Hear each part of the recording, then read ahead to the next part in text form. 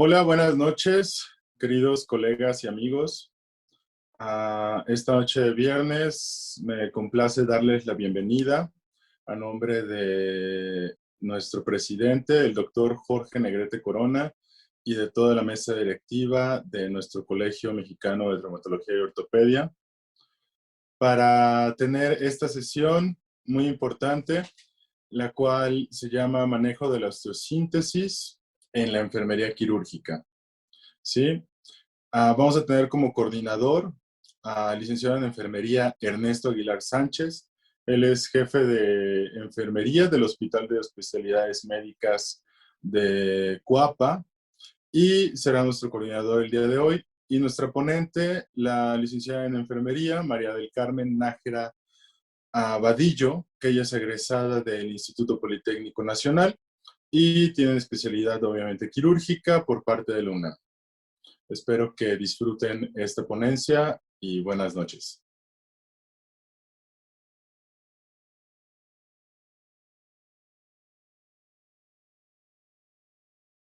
Muy buenas noches. Muy buenas noches, doctor Jorge Negrete Corona, presidente del Colegio Mexicano de Ortopedia y Traumatología. Doctor Carlos Javier Arronis Ochoa, gracias por el apoyo prestado para esta sesión de enfermería. Enfermeras y enfermeros, amigos todos, gracias por su presencia, participación y atención. Es para mí un honor presentar a la enfermera especialista María del Carmen Nájera Vadillo, que nos va a hablar en esta noche del manejo de la osteosíntesis en la enfermería quirúrgica. Ella es egresada del Instituto Politécnico Nacional, con especialidad quirúrgica y administración hospitalaria en la Universidad Autónoma de México. Fue jefe de quirófano del Hospital Obregón. Actualmente labora en las áreas quirúrgicas del Hospital Dalinde, atendiendo sobre todo los procesos y procedimientos, trauma y ortopedia. Es profesora de los diplomados quirúrgicos de la Clínica Londres, Álvaro Obregón y Dalinde, para quien yo pido, con mucho respeto, atención a su ponencia. Gracias.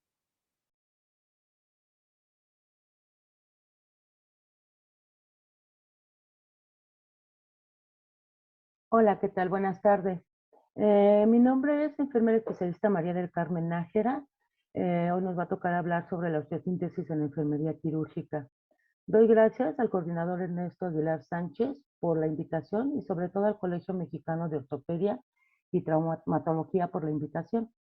Bueno, vamos a hacer un recordatorio así muy breve de lo que es el sistema óseo para poder entrar directamente a lo que son fracturas y la osteosíntesis como tal. El sistema óseo se encarga de proteger y dar sostén a las partes blandas del cuerpo. Proporciona palancas para dar movimiento. Se compone de los huesos, estructuras cartilaginosas y de membranas. Esta estructura está compuesta principalmente de 206 huesos, así como los cartílagos, ¿de acuerdo? Los ligamentos y tendones, permitiendo conectarse directamente a la musculatura de otros huesos. En conjunto, el sistema muscular y el sistema óseo, ¿sí?, contribuyen al aparato locomotor, el cual permite dar movimiento o nos permite a nosotros a que nos dé un movimiento y que sea preciso y coordinado. Vamos a hablar sobre el sistema óseo, pero qué partes lo conforman, primordialmente sobre los huesos. Son estructuras rígidas, calcificadas y compuestas además de otros minerales. Son las partes más duras del sistema, ¿de acuerdo? Si ven ustedes aquí, principalmente estamos recargando todo el cuerpo, todo el sistema óseo en lo que son las muñecas y nos aguanta. Son las partes más duras, en su interior se encuentra la médula que cumple una función de hematopoiesis, que es donde se forman los glóbulos rojos. Otra parte del sistema óseo son los cartílagos. Los cartílagos son estructuras blandas, se encuentran primordialmente en las partes distales de cada hueso y nos permiten a que nuestro cuerpo dé movimiento, sirven como amortiguadores en esta parte de aquí.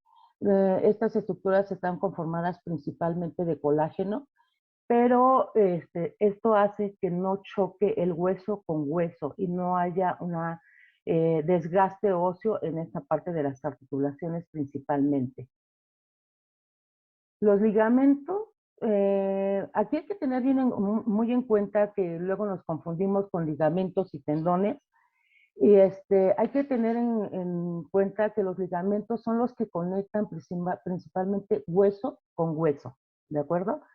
Dan también una función muy elástica, dan el movimiento también a las articulaciones, pero solamente conectan hueso con hueso, al contrario de lo que son los tendones.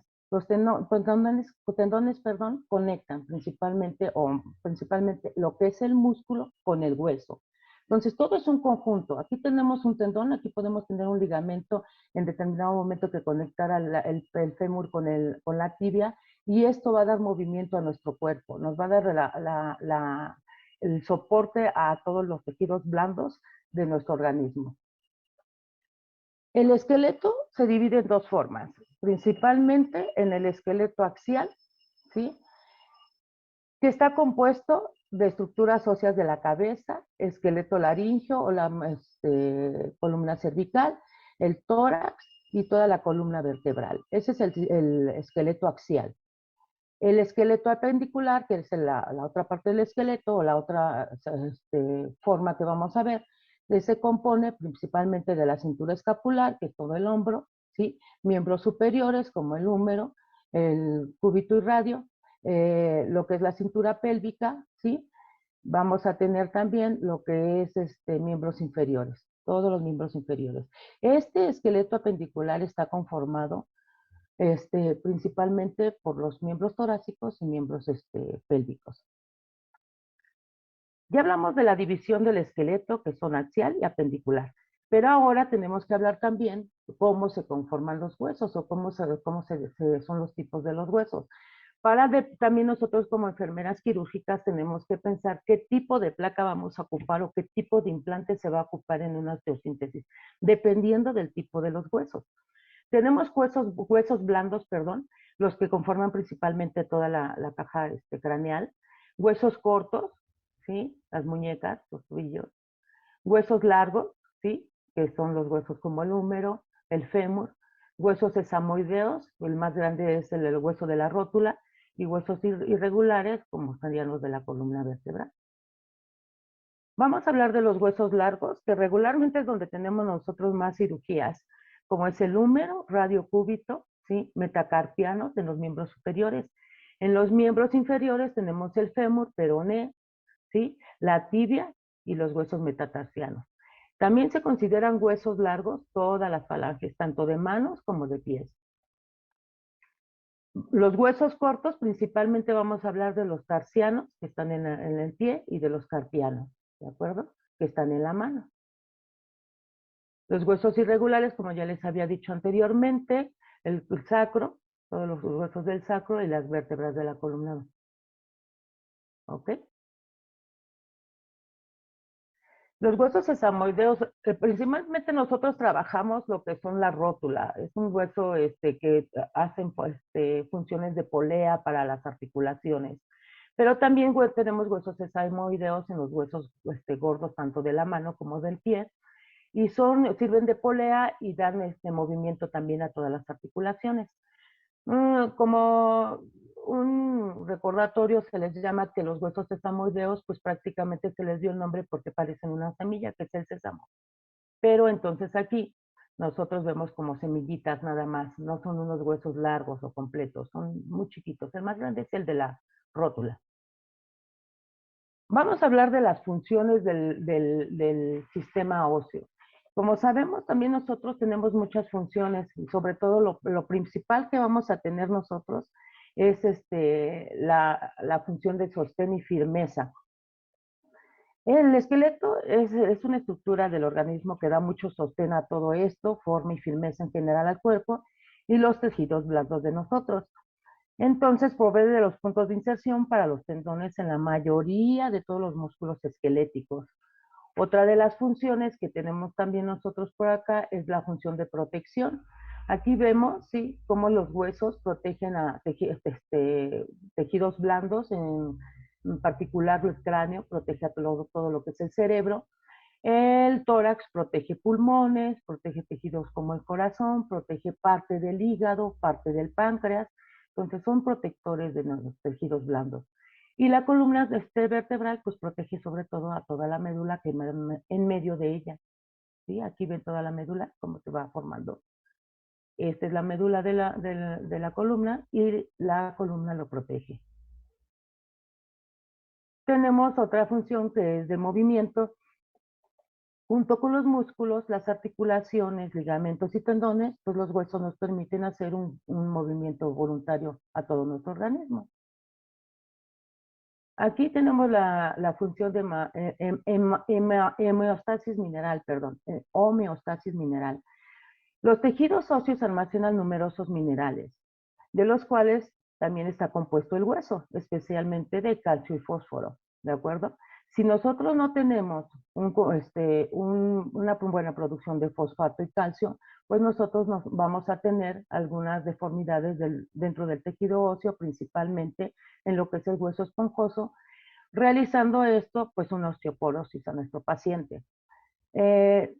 Todos los minerales que conforman la homeostasis, pues nos dan firmeza, nos dan solidez a nuestros huesos, entonces es muy recomendable pues también nosotros estar alimentados correctamente para que no suframos por edad o por alguna patología la osteoporosis. Producción de células sanguíneas, producción de células sanguíneas, vamos a verla sobre todo en la médula ósea. La médula ósea se encuentra en medio del hueso, sobre todo de los huesos largos. Dentro de esta médula ósea se lleva a cabo la producción de glóbulos rojos, de glóbulos blancos, como podemos mencionar algunos, monocitos, linfocitos, y sobre todo de las plaquetas. A todo este proceso, se le llama el proceso de hematopoiesis. Es la producción de células sanguíneas. Entonces, como sabemos, el hueso tiene varias funciones muy esenciales para nuestro organismo. Y es necesario que lo sepamos todos nosotros, porque a veces nosotros no sabemos ni para qué nos sirve la médula ósea o por qué nosotros estamos fresando en un clavo centromedular. Y si no era necesario fresar, pues ya le estamos ocasionando un problema mayor al paciente, porque estas son algunas funciones muy, muy importantes para nosotros. Ok, una función muy importante de los huesos es el almacenamiento de energía. Se construye principalmente de adipocitos, aunque también contiene hematíes dispersos. Su color de la médula amarilla, ¿sí? Principalmente es porque está compuesta de adipocitos, o sea, de la grasa. No participa en la formación de sangre y su función es de almacenar principalmente triglicéridos, constituyendo así una reserva potencial de energía. Esta es la forma natural que tiene el cuerpo para que nosotros nos protejamos del hambre externa. Si nosotros no tenemos de dónde tomar energía, nuestro cuerpo principalmente la va a tomar de los huesos. Esa energía que está almacenada al momento de que nosotros no tenemos de dónde suplir por alimentos la energía, la va a tomar directamente del hueso. Se encuentra en los adultos, sobre todo en las cavidades medulares, ¿sí? De los huesos largos. Regularmente en todos los huesos sobre todo los huesos largos existe la médula amarilla, pero ya en adultos por la edad se va desgastando esta energía porque no la estamos consumiendo día con día. Entonces, principalmente en los adultos, nada más lo tienen en los huesos largos. ¿De acuerdo? Ok, vamos a hablar principalmente de las estructuras del hueso, de un hueso largo. ¿De acuerdo? Se clasifica de la siguiente manera. Vamos a hablar de la diáfisis, que es el cuerpo del hueso, es toda esta parte de aquí, ¿sí? Vamos a hablar de la epífisis, que la tenemos en la parte distal y proximal del hueso. Aquí tenemos una, acá tenemos otra, ¿sí? Y de la metáfisis. Esta es otra parte que también tenemos distales, una parte superior y una parte distal. Esta es la unión, la metáfisis es la unión entre la epífisis y lo que es la diáfisis del cuerpo, ¿de acuerdo? Entonces también tenemos lo que son los cartílagos articulares que ya habíamos hablado anteriormente, que son los que dan Es un tejido de colágeno que permiten que no haya choque de hueso contra hueso directamente. Y nos sirven de amortiguadores, acuérdense del cartílago. También vamos a hablar sobre el periósteo, ¿sí? Que es esta capita que tenemos aquí. Aquí se ve el periósteo. Es muy resistente y denso. Cubre la superficie ósea, toda esta de aquí así, la cubre. Y también le participa en la nutrición del mismo hueso. Aquí pasan arterias, venas y le dan la alimentación del hueso. Tenemos también la cavidad medular que ya habíamos hablado, ¿sí? De la cavidad medular, la médula ósea, ¿de acuerdo? Tenemos arterias, que ya les había dicho, que van principalmente en el periósteo, ¿sí? Y el endosteo, que también cubre a todo lo que es la médula, ¿de acuerdo? Todo esto. Estas son las partes del hueso. ¿Por qué es importante saber? Porque dependiendo de dónde esté la fractura de un hueso largo, principalmente, pues vamos a saber qué tipo de tornillos vamos a ocupar para cada uno de ellos. Vamos a hablar sobre las fracturas. Les voy a poner un video un poquito para que sepamos cómo se pueden o cómo se realizan, se hacen más bien las fracturas. Y principalmente vamos a hablar que una fractura es una lesión en la cual el hueso está roto o fragmentado. No solamente puede estar roto completamente, ¿va? Vamos a ver el video y vemos cómo ocurre como resultado de traumatismos, como resultado de caídas y como accidentes deportivos. Vean el video y van a darse cuenta ustedes de dónde surgieron diversas fracturas en este paciente que estamos viendo aquí.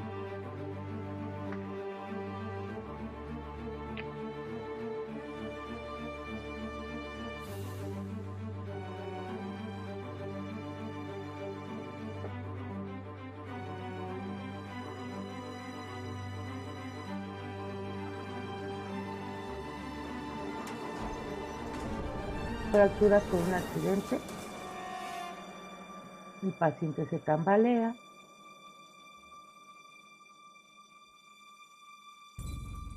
pero vean la altura que tiene este andamio, ¿no?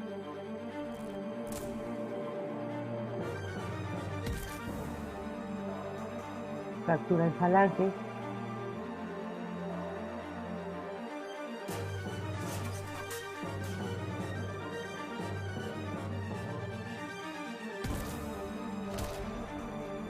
en columna, cúbito, rodilla, cadera.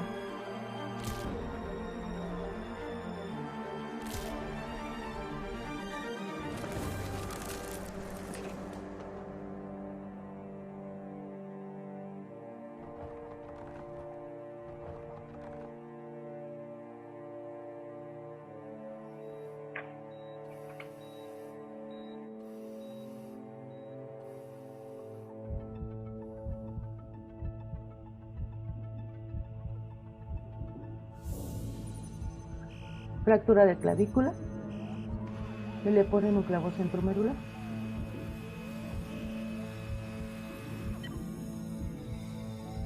Fractura de húmero, fijando con placas y tornillos.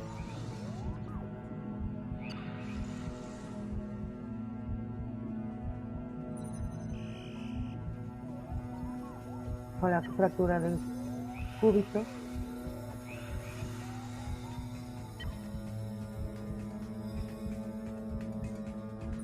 Fractura de tobillo igual, se fija hasta la reducción con placas. Estas son anatómicas ya. Placas de inserción de caña también, o de CP de reconstrucción. Aquí tenemos una ruptura de un ligamento cruzado anterior que estaba unido a lo que es hueso con hueso, y se hace una reparación del ligamento colocando tornillos biodegradables. Fractura de fémur, desplazada y de dos trazos de fractura. Se coloca clavo centromedular y se fija con dos pernos distales y dos proximales.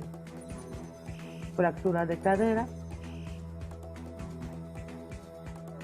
cabeza del fémur, se colocan injertos y se realiza una prótesis total de cadera.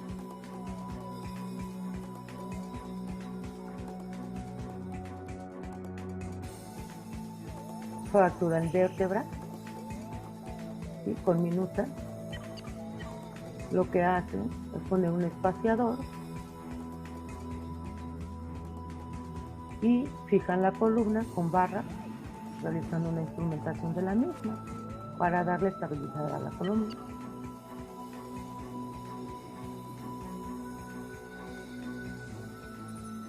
Fractura de falange. Se colocan mini placas, los tornillos pueden ser 2.0, 1.5, dependiendo de lo que el médico vaya a colocar.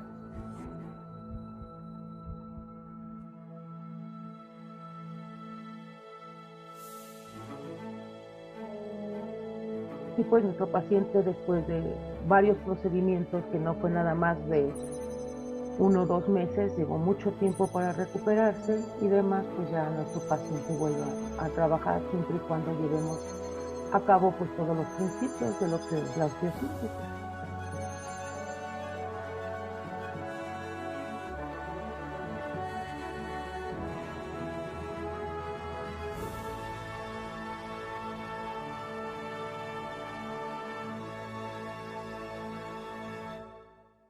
Ok, viendo el video pues ya vimos que las fracturas pueden suceder en cualquier momento, no solamente pues por un traumatismo. Ahorita vimos la caída, pero todo el trauma que llevó el paciente al momento de caerse, pues resultaron varias fracturas que, pues con la tecnología ahora que ha cambiado demasiado, pues ya tenemos diferentes tipos de lo que son los implantes y pues tienen mayor recuperación los pacientes, menos tiempo de estar en casa, se recuperan más rápido y pues entonces vamos a seguir con nuestro tema.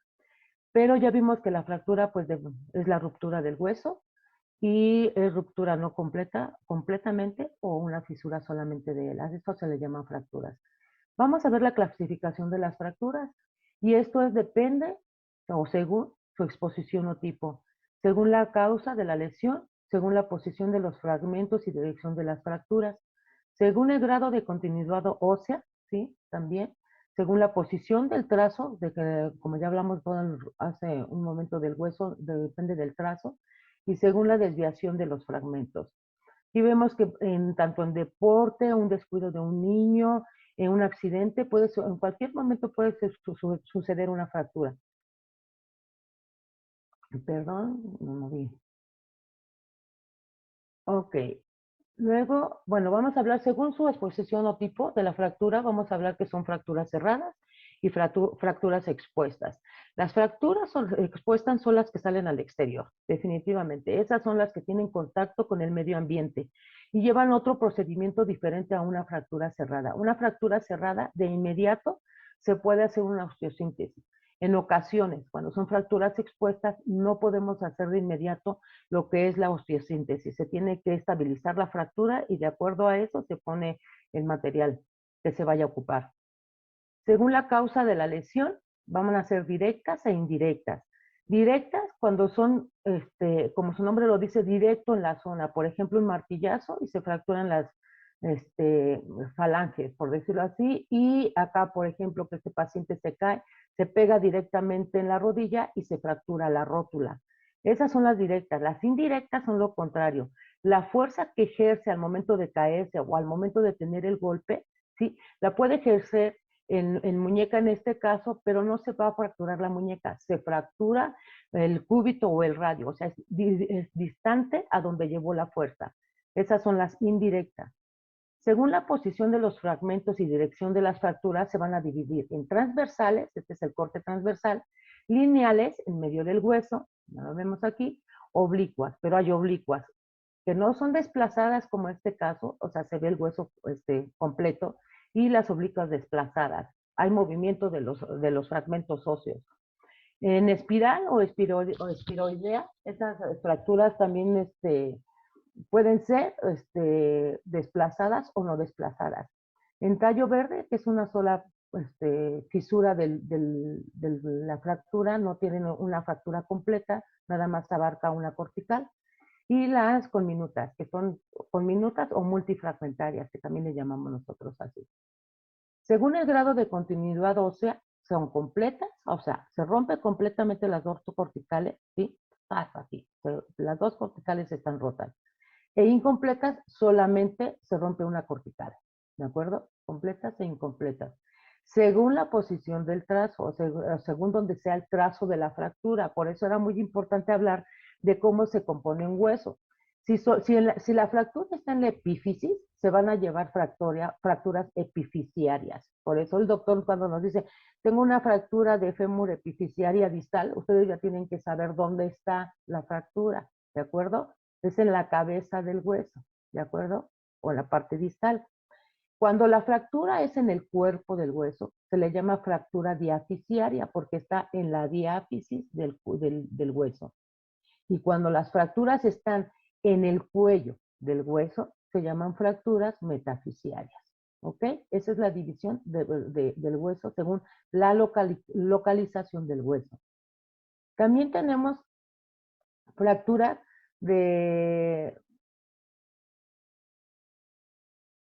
según su desviación de los fragmentos. La desviación puede ser angulada, aquí vemos a los niños, regularmente pasa en los niños, ¿de acuerdo? Es una angulación, puede ir desde 30 a 40 grados, hasta puede llegar a un grado de 90 grados, pero sucede prácticamente en los niños. Y es cuando, dependiendo del tipo de fractura, es cuando hacen reducciones abiertas o cerradas en este caso, o por tracción. Hay fracturas desplazadas que no están alineado el hueso, ¿sí? Están separados. Las cabalgadas, que está el hueso sobre hueso, o sea, están así, uno sobre otro. Y las compactadas, cuando el hueso se mete dentro del otro, del otro trazo de la fractura, ¿sí? Esas son las impactadas. Vamos a hablar sobre el tratamiento de las fracturas. Para un tratamiento de fractura, el médico ya tuvo que ver todo lo que estábamos viendo anteriormente, dónde está el tipo, qué tipo de fractura es, en qué parte del hueso está, pero también tiene que llevar unos principios y eso lo realiza principalmente el médico. Y nos vamos a basar nosotros principalmente en los principios de la AO. Vamos a hablar de los principios, que es reducción de la fractura para restaurar las relaciones anatómicas. Vamos a hablar de la fijación, ¿sí? De la fractura, proporcionando estabilidad absoluta o relativa, según requiera la posición de la fractura del paciente y la lesión. Conservar el aporte vascular de las partes blandas del hueso, eso es muy importante porque así el callo óseo se va a hacer más rápido o se va a formar más rápido y al final vamos a tener una movilización de nuestro paciente precoz y segura. ¿De acuerdo? Estos son los principios de la AO. Vamos a hablar del principio de reducción, no vamos a abarcar todos, vamos a hablar sobre el principio de reducción, que es lo que más nos interesa a nosotros como quirúrgicas, y la reducción puede ser igual, por tracción, ¿sí? Que es una reducción cerrada, que se alinean los fragmentos de la fractura, se puede colocar un yeso, o se puede colocar alguna férula, y listo, quedaron reducidos, pero todo esto bajo fluoroscopía. Y la reducción abierta, que tienen que abrir el trazo de fractura, tienen que limpiarlo, todo el trazo de la fractura, tienen que reducirla y colocar algún implante, ¿de acuerdo? La fijación se va a llevar de diferentes maneras, puede ser por un clavo centromedular, puede ser la fijación solamente con una bota de yeso, con placas y tornillos, un clavo centromedular, o podemos ponerle una tracción. Los métodos no quirúrgicos para una fijación de fracturas son las tracciones, ¿de acuerdo? Aquí no se ocupa ningún tipo de material de osteosíntesis. La tracción se hace solamente a través de vendajes y peso. Regularmente ya no se están llevando tanto estas como estos no son quirúrgicos, también hay tracciones quirúrgicas, no se llevan ya frecuentemente. Poco a poco se van desapareciendo ese tipo de tracciones. Los métodos también no quirúrgicos para fijar una fractura, pues puede ser un vendaje, si la fractura nada más es en tallo verde, por ejemplo, o una fisura del fragmento, nada más para inmovilizarlo, o algún cabestrillo o inmovilizador que se llegue a ocupar. También métodos no quirúrgicos, las férulas, los yesos circulares, los yesos que ocupamos más regularmente en adultos mayores y en niños, huesos largos de la pelvis, huesos de la pierna, huesos cilíndricos o cilíndricos para las piernas y huesos largos, ¿de acuerdo? Esto regularmente nosotros no lo llevamos en quirófano, los llevan más, a no ser que sean niños, los llevamos más frecuentemente en un servicio de urgencia. Los métodos quirúrgicos, como les había dicho, también hay tracción, pero aquí ya no se hace solamente con métodos externos, aquí ya se coloca un clavo de Steinmann, ¿sí? Tanto para hacer mayor tracción hacia los fragmentos óseos y de igual manera se le pone peso. Y esto también regularmente ya no se hace. Vamos a hablar ya directamente a nuestro tema, que es la osteosíntesis. La osteosíntesis es un tratamiento quirúrgico de las fracturas, en el que estas son reducidas y fijadas con diferente material. Puede ser, como lo estamos viendo en la diapositiva, las placas, prótesis, tornillos, pueden ser agujas, pines. Estos implantes están fabricados de acero de grado médico, pero van evolucionando últimamente todo el material de osteosíntesis y hay otros materiales biocompatibles como aleaciones de titanio, polímeros bioabsorbibles, ¿no? También se le denomina a la osteosíntesis fijación interna y su objetivo es restaurar la anatomía y funcionalidad del segmento musculoesquelético dañado. Métodos quirúrgicos, hablamos del clavo centromedular. El clavo centromedular, perdónenme, fijadores externos, mil disculpas. Los fijadores externos son, como lo están llamando, son unos tubulares que se ponen por la parte externa de nuestra piel, pero son fijados, por eso son quirúrgicos, con clavos Chams o clavos de Steinmann hacia el hueso, reduciendo la fractura, dando tracción y estabilidad a la misma. Estos sí son los clavos centromedulares. También vemos aquí una fractura de tibia. Van a colocar un clavo centromedular. Ojo, nosotros tenemos que estar bien atentas a qué tipo de procedimientos se van a realizar en un clavo centromedular. Principalmente se ocupa lo que es el punzón. Aquí no tenemos esa imagen, pero se ocupa un punzón. Posterior a eso se introduce en el canal centromedular una guía, ¿sí?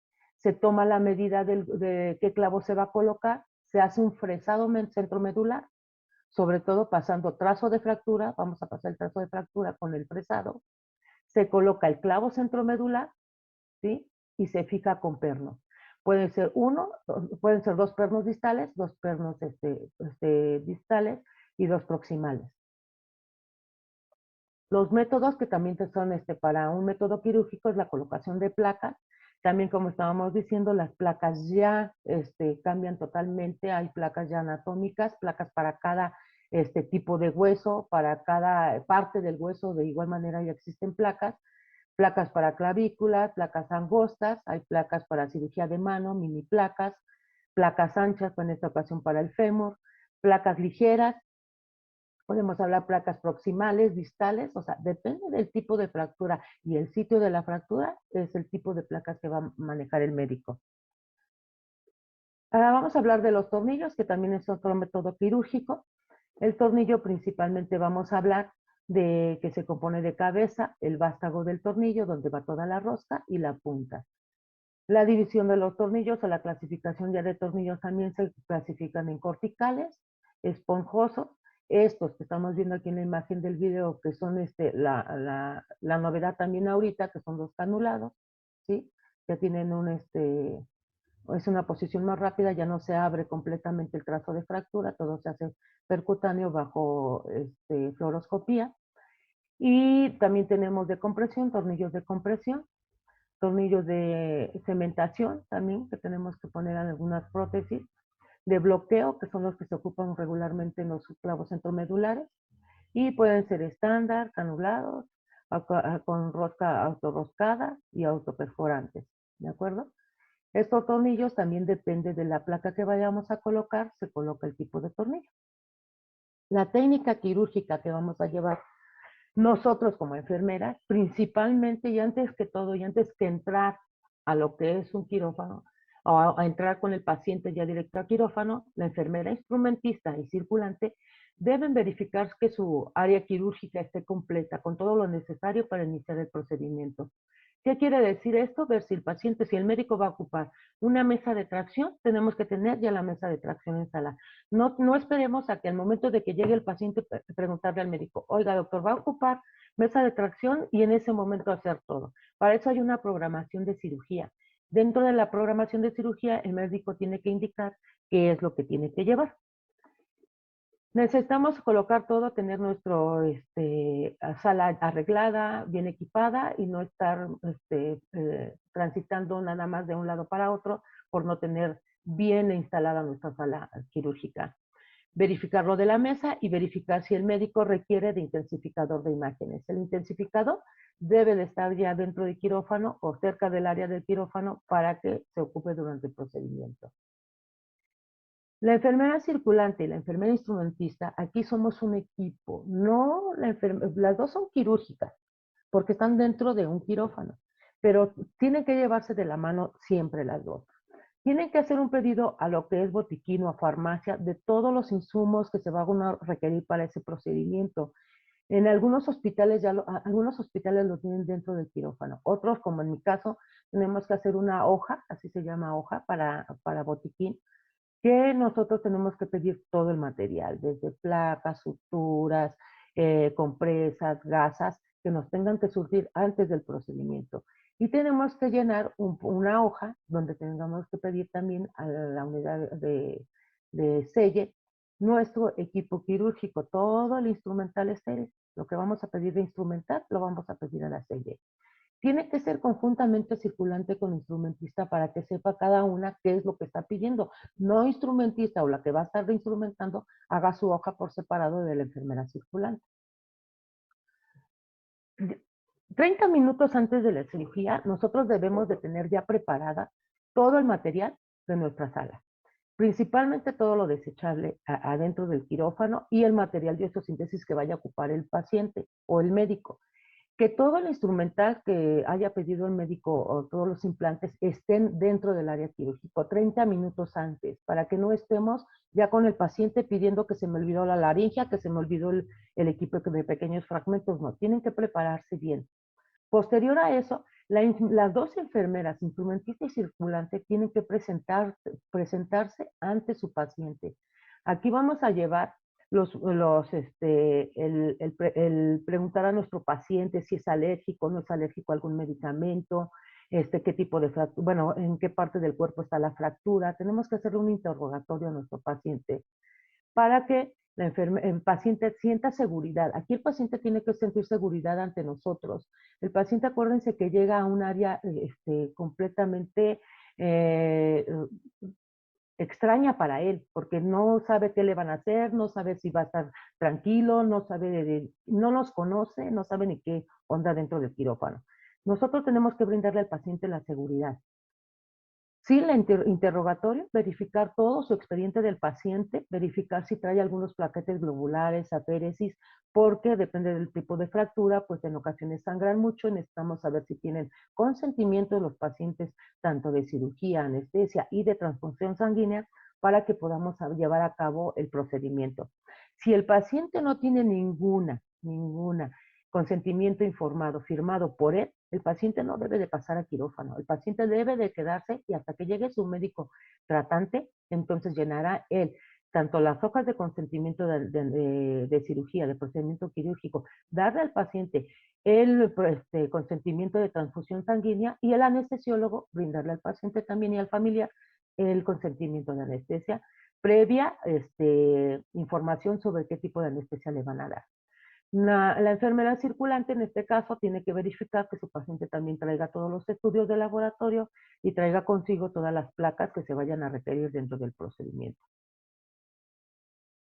Aquí ya nosotros nos presentamos con el paciente, ya platicamos con él y ahora sí lo vamos a trasladar al quirófano.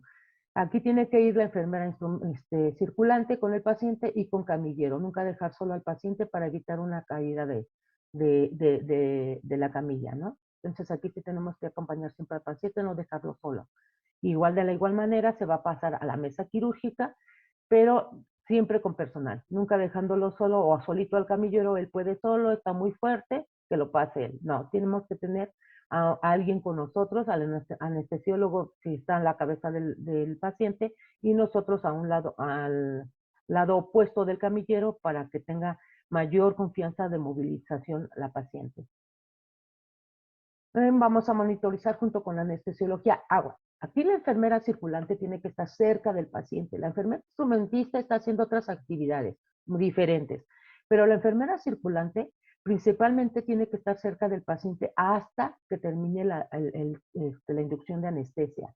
Tenemos que monitorizar al paciente, colocarle su brazalete para la presión y apoyar al anestesiólogo, ya tanto en anestesia general como anestesia regional. Nosotros no podemos dejar a un paciente solo como circulantes durante el procedimiento de intubación. El paciente puede manifestar alguna complicación y nosotros estamos por allá afuera con el médico, estamos con un instrumentista y el anestesiólogo está solo. Y el anestesiólogo entonces no tiene toda, o sea, está aquí ventilando al paciente, pero el anestesiólogo no va a poder pasar medicamentos, no va a poder estar haciendo 50 actividades cuando la enfermera circulante no esté aquí. Siempre la enfermera circulante tiene que estar en la inducción de anestesia, siempre, tanto regional como anestesia general. Posterior a que ya dieron la anestesia, que ya el médico de anestesiología dijo todo está bien, vamos a empezar ya con el procedimiento. Se le pregunta al médico, dependiendo de la cirugía, si va a requerir de una sonda Foley. Si regularmente en ortopedia no se ponen sondas Foley, a no ser que sean de pacientes de cirugía de cadera, pero hay procedimientos con algunas fracturas de fémur que a veces lo requieren los médicos. Vamos a colocar al paciente en posición, ya dormido el paciente, ya con anestesia, se pone, si el médico va a requerir mesa de tracción o mesa ortopédica, el médico va a colocar a su paciente en la posición adecuada, de cúbito dorsal, lateral, ventral, dependiendo del tipo de fractura que estemos trabajando. La enfermera, junto con el médico, van a colocar también el brazalete del KIDE para hacer la isquemia durante el procedimiento, colocación de placa. Y aquí regularmente ya lo hacen los médicos, la asepsia del paciente. Anteriormente, en nuestros tiempos, bueno, yo estoy hablando hace de 30 años, nosotros enfermeras quirúrgicas realizábamos este procedimiento. Ahorita ya no. Ahorita ya lo hace el médico, ya sea el médico que es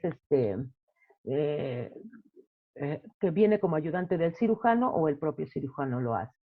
Pero todos esos procedimientos llevan un tiempo y todos estos procedimientos lo tiene que realizar la enfermera circulante posterior a la anestesia. Mientras la circulante estaba haciendo todo lo anterior, la enfermera que está instrumentando, la enfermera instrumentadora, pues ya va a realizar su lavado quirúrgico, ¿sí? Después de eso, antes de esto, que se hace su lavado quirúrgico, la enfermera pues abre campos quirúrgicos, se pone todo lo necesario en su mesa de riñón, coloca campos, compresas, gasas, de acuerdo a la cirugía. Posteriormente ya se va a hacer, se hace su lavado quirúrgico por tiempos, que ya sabemos que tenemos 3 tiempos que tenemos que hacerlo. Colocación ya, secado de mano, colocación de bata, todos estos procedimientos son, todo esto lleva un proceso, pero no puedo hablar ahorita de todos, cada proceso, cómo lo tenemos que llevar, porque es muy poco el tiempo que tenemos. Estos ya serían como temas diferentes, pero ya lo veremos después. Y colocación de guantes con técnica cerrada. Y la enfermera instrumentista tiene que hacer la colocación o acomodar todo el instrumental que tiene dentro de su mesa quirúrgica, ¿sí? Tenemos que ver que dentro de su mesa de mayo tiene que llevar unos tiempos igual, que es corte, disección, hemostasia, sutura y separación y tracción, ¿de acuerdo? La enfermera quirúrgica en ortopedia tiene que tener su primer tiempo para tejidos blandos. Posteriormente vamos a ver que tiene que tener un segundo tiempo para la osteosíntesis, para lo que es la especialidad. Cabe mencionarles que los mangos de bisturí, pues sí, muchos de nosotros nos metemos y luego no sabemos, pedimos una hoja de bisturí 15, una hoja para un mango 4, no. Hay que saber en qué mango va cada hoja de bisturí. El mango número 3, pues lógico, va a llevar hoja 15. Mango 3, mango largo 3 y mango 7 llevan las hojas 15, 11, 12 y la número 10. Los mangos de bisturí, que como son los 4, que puede ser corto y puede ser largo, llevan las hojas de bisturí 20, 21, 22, pero regularmente nosotros nada más ocupamos ya aquí la 20 y la 22. Estas están muy grandes para los procedimientos. Posteriormente, como les decía, la instrumentista también tiene que tener una mesa De ortopedia especializado. De ortopedia vamos a ocupar diferentes separadores de acuerdo con la fractura o el trazo de fractura. También se van a ocupar diferentes separadores, disectores. Casi en todas las fracturas se ocupan cucharillas finas en huesos pequeños o cucharillas grandes para huesos largos o huesos grandes. Vamos a ocupar martillos, se van a ocupar separadores como los Oman que tenemos acá, pinzas de reducción, que también las vamos a estar manejando, pinzas de reducción multidentadas, pinzas de reducción maleolares, todo lleva un proceso. Aquí vamos a ver que también la enfermera instrumentista debe de preparar su mesa de riñón. La mesa de riñón la tenemos que colocar nosotros por los tiempos igual. Área limpia, área húmeda, que es la parte del medio, y el área del retorno. La enfermera quirúrgica o las dos enfermeras, tanto instrumentista como circulante, ya verificaron que existe o que está todo el instrumental que se va a requerir para el procedimiento de especialidad. Por ejemplo, en todas las osteosíntesis vamos a ocupar una pistola, un motor, ¿sí? Con donde vamos a nosotros colocar las brocas, los clavos si se llevan a ocupar, o hasta el machuelo si llegan a ocupar machuelo ya para hacer el canal del tornillo. Tenemos que ocupar esto. También en algunos procedimientos, como son las cirugías de cadera, pues se ocupa la sierra, que también se puede montar aquí. Son aditamentos que traen diferentes las pistolas. Estos se desmontan prácticamente del mango y se van cambiando. Depende del material que vayas a ocupar. Si la broca, vas a ocupar clavillos. Depende del material que vayas a ocupar, es el cabezal que vas a ocupar de la pistola. Aquí tenemos un equipo de mini fragmentos. Tenemos que ver que para cada fractura o cada osteosíntesis vamos a ocupar diferentes equipos en huesos pequeños. Se van a ocupar mini fragmentos, pero casi todos los equipos traen la misma caja. Traen su caja de tornillos, su caja de placas. Estas son mini placas, ¿de acuerdo? Rectas en T, con de 2, 3, 4 orificios, dependiendo de la fractura. Vamos a ocupar por tiempos, les diría por tiempos tendremos que ocupar lo que son las brocas. Posteriormente de la broca vamos a ocupar el medidor. Después del medidor vamos a ocupar el tornillo. Si el tornillo no es autorroscante, se ocupa el machuelo. Aquí tenemos que, vamos a verificar que también tenemos aquí desperestizador y las guías para colocar brocas. ¿Ah? Estos son pequeños fragmentos y fragmentos grandes o básico que nosotros le llamamos, o fragmentos, sí, este es el básico, el equipo de básico de así y el pequeños fragmentos.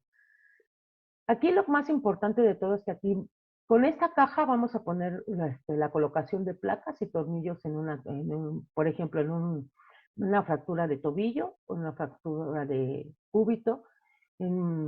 Vamos a ocupar esta caja. Esto de aquí son los triscadores. Esto sirve para doblar placas, ¿sí? Pero en fragmentos grandes o en placas grandes vamos a ocupar otro tipo de prensadoras, ¿de acuerdo? Son más grandes. Regularmente se llevan los mismos pasos en huesos pequeños y huesos grandes, pero nada más lo que varía es el tamaño. Aquí tenemos desperiostizador, ¿sí? Otra vez el desatornillador 3.5, medidor para tornillos 3.5, acá tenemos medidor para tornillos 4.0, tornillo 6.5, es más grande, separadores de Oman o mini Oman para pequeños fragmentos, hay Oman como los que vimos anteriormente que son grandes, las pinzas de reducción, que las pinzas de reducción son multidentadas, y las pinzas maleolares, igual. De este tipo hay, pero más grandes para los huesos grandes. Tenemos guías, diferente tipo de guías, son los dos equipos vienen, el mango en T, porque aquí luego se coloca el machuelo, o a veces colocan los tornillos, el desatornillador en este mango. Y aquí lo que cabe mencionar es que esta guía, pues hay dos tipos de perforación en algunas placas, y esta guía pues tiene un agujero excéntrico, que sería este que es dorado, este que está aquí que es dorado, y un agujero concéntrico que es el verde, es este de acá. Este se ocupa dependiendo del trazo de fractura y lo que vaya, la compresión que vaya a hacer el médico con la placa o con el tornillo. Ok, como ya vimos, son muchos equipos, mucho material lo que vamos a ocupar durante las fracturas, durante todas las osteosíntesis que hacemos, pero cada tema sería por diferente. Ahorita me interesó que aprendieran más o menos el tipo de fracturas, qué tipo de material se ocupa, y vamos a ver este video de un procedimiento quirúrgico después de que ya teníamos todo el material preparado, ya estábamos con paciente vestido y demás. Pues Si vamos una a ver persona esto. se rompe el tobillo y los huesos ya no se alinean entre sí, es posible que el médico deba realizar un procedimiento quirúrgico para volver a posicionarlos y fijarlos. El tobillo es la articulación que conecta la pierna y el pie. La articulación del tobillo incluye los dos huesos inferiores de la pierna, denominados tibia y peroné, y el hueso del tobillo, denominado astrágalo. Juntos, los extremos de la tibia y del peroné crean una mortaja o ranura para el astrágalo, que forma la parte inferior de la articulación del tobillo. Los tejidos, denominados ligamentos y tendones, son el soporte de los huesos del tobillo. Los ligamentos conectan huesos con huesos y los tendones conectan los músculos a los huesos. La articulación del tobillo permite que el pie se mueva hacia arriba y hacia abajo. Las lesiones de tobillo suelen ocurrir durante actividades deportivas, caídas o accidentes automovilísticos. El tipo más común de fractura de tobillo se produce cuando el pie gira hacia adentro y el tobillo rota hacia afuera. Si la fractura es estable, las Aquí es una piezas fractura óseas estable. quedan alineadas en su posición normal. En cualquier tipo de fractura se puede romper más de un hueso. En una fractura desplazada, las piezas óseas ya no se alinean. Si el hueso traspasa la piel, se la conoce como fractura compuesta o abierta. Además de huesos rotos, el tobillo puede sufrir un esguince. Esto significa que se han estirado o desgarrado los ligamentos. Si el tobillo está muy hinchado, el cirujano puede retrasar un procedimiento quirúrgico para permitir que la hinchazón baje. Durante este tiempo, el cirujano puede poner una férula en el tobillo para proporcionar apoyo. Además, puede recomendar elevar el tobillo por encima del nivel del corazón y aplicarle hielo. Para tratar una fractura de tobillo estable, el médico puede enyesar la pierna o colocar una bota para que el tobillo no se mueva y los huesos puedan sanar juntos. Las fracturas desplazadas y compuestas, con múltiples huesos rotos y ligamentos desgarrados, pueden requerir un procedimiento quirúrgico. El procedimiento quirúrgico más común para reparar una fractura de tobillo desplazada se llama reducción abierta con fijación interna. Para empezar, el cirujano hace una incisión sobre el área de la fractura. El cirujano abre el tobillo para ver las piezas óseas y las alinea de nuevo entre sí. Se usa una placa y tornillos para mantenerlos alineados. Se pueden insertar tornillos adicionales a través de otra incisión para mantener otros fragmentos de la fractura en su lugar. Si se dañan gravemente los ligamentos que sostienen la tibia y el peroné juntos, el cirujano debe colocar un tornillo a través de ambos huesos. O bien puede colocarse un dispositivo de sutura a través de ambos huesos. Cualquiera de estos dispositivos ayuda a mantener unidos los huesos mientras sanan los ligamentos. Al final del procedimiento, el cirujano cerrará toda incisión de la piel con puntos de sutura. Como vieron aquí en este video, prácticamente estamos hablando sobre todo lo que estamos hablando en la ponencia. Entonces, yo espero que todo esto les ayude a ustedes porque es muy extenso el tema de osteosíntesis. Hay que hablar mucho, hay que hablar nada más sobre lo que es colocación de un tornillo, cuáles son los tipos de placas, dónde se colocan, o sea, hay que hablar sobre cada tema.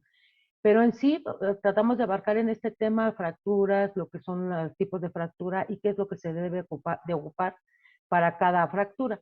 Espero que les haya servido y cualquier cosa, pues estamos a sus órdenes. Y pues entonces nosotros esperaremos las preguntas que nos hagan para responderles de acuerdo al tema. Muchas gracias a todos por su atención. Espero que les haya servido y les agradezco de antemano. Gracias. Pues Excelente presentación de la enfermera Nájera. La verdad es que hay muchas cosas que en el camino las haces y ya no recuerdas cuál es o cuál fue el motivo. Después de los años de práctica se vuelven rutinas. Y para los que ya tenemos algún camino en el área quirúrgica y en el mundo de la ortopedia, pues a veces llegan a olvidarse ciertas cosas. Excelente la presentación de la señorita Nájera.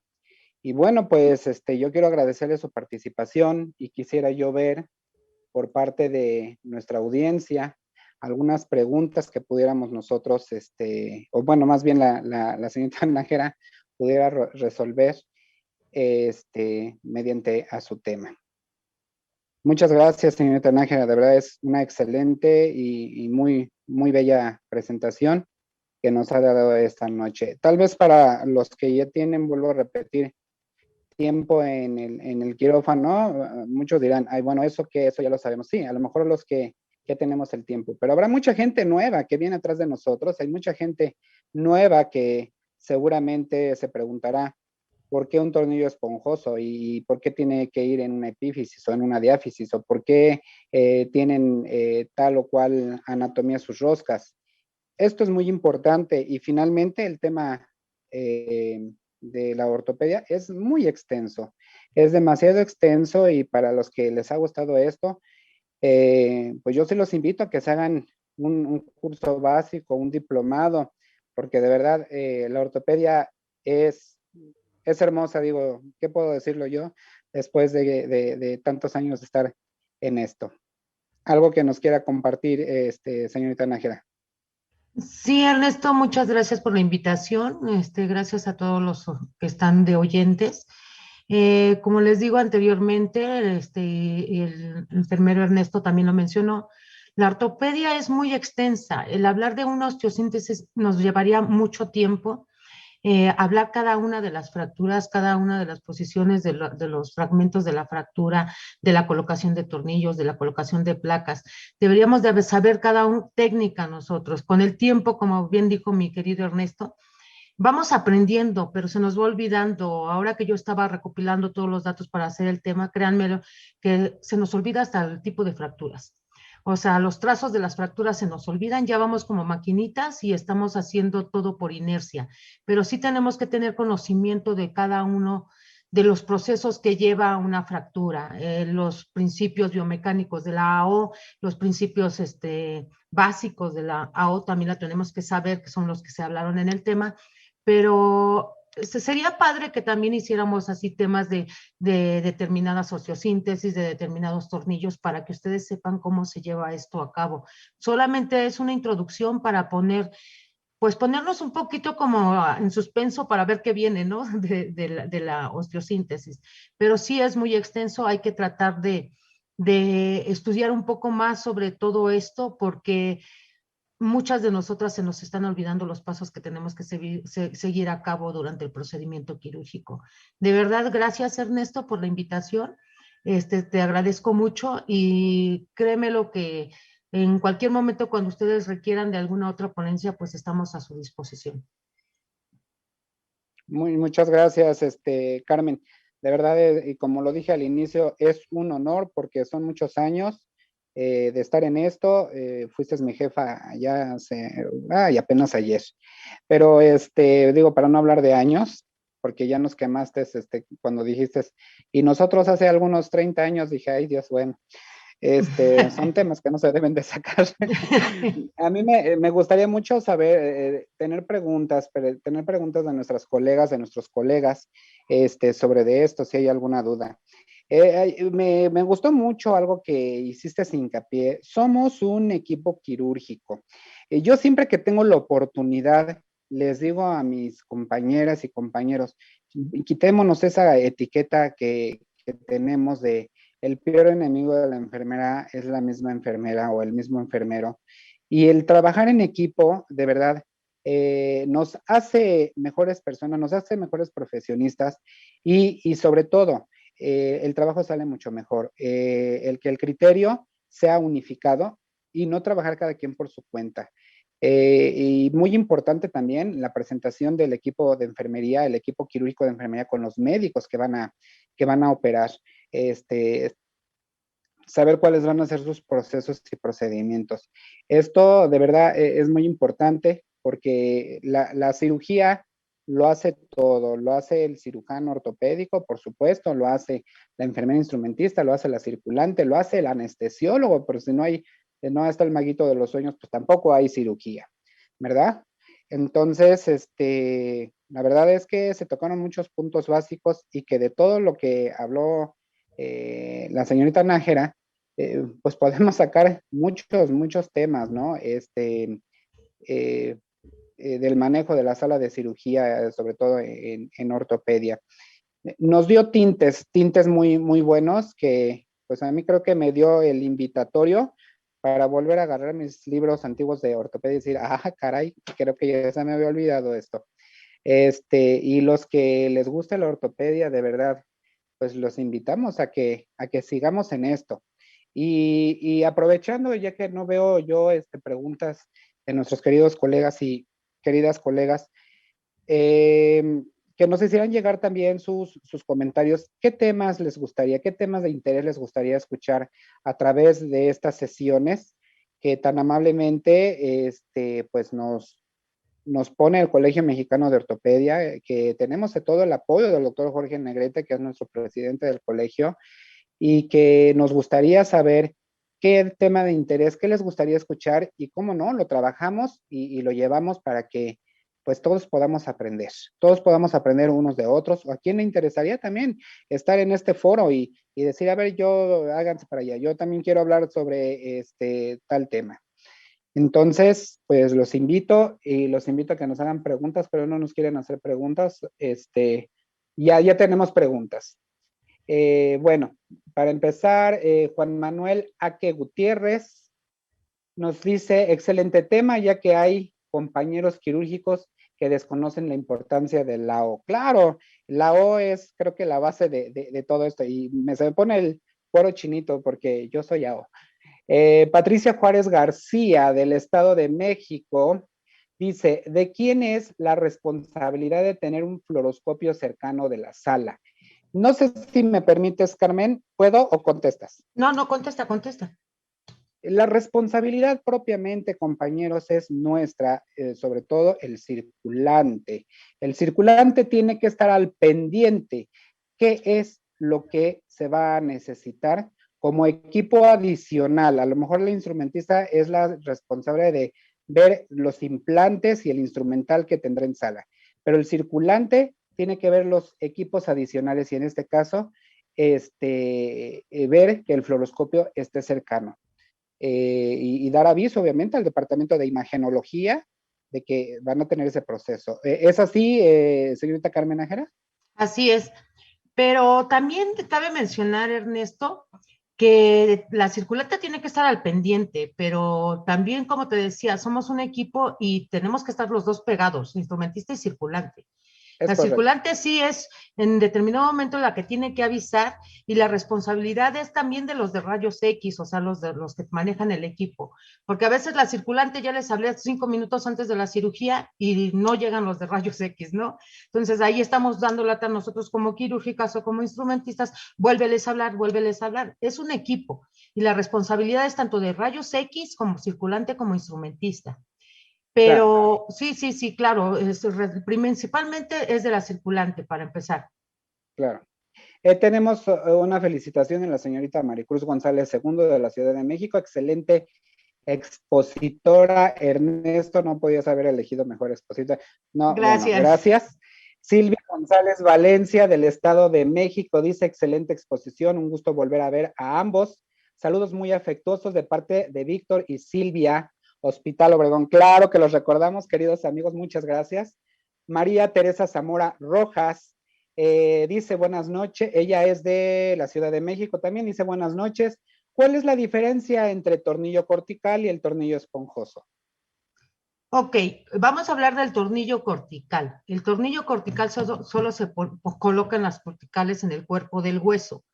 La rosca del tornillo está más pegada, es más cerrada. El tornillo esponjoso es más abierto y se coloca precisamente en huesos esponjosos. Y ocasionalmente son para hacer la compresión de la fractura con los tornillos esponjosos. Sí, tenemos que hablar diferente. Un tornillo esponjoso no se puede poner en cortical, definitivamente. Cada tornillo es para cada sitio del hueso, pero la cortical es precisamente para el cuerpo del hueso. Y también es muy importante mencionar, los tornillos esponjosos tienen una rosca más abierta. Más aguda, ¿sí? Es más aguda, que es lo que nos hace la facilitación para entrar al tejido esponjoso.